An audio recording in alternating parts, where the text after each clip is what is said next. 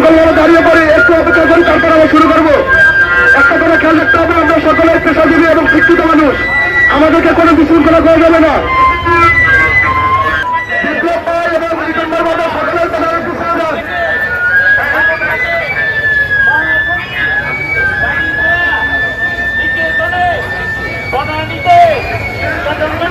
তোমার আমার সবাই বলে জিতবে এবার উন্নয়নে, নির্বাচনে, দেশ গড়ার, শহীদ জিয়ার, খালেদা জিয়ার, তারেক রহমানের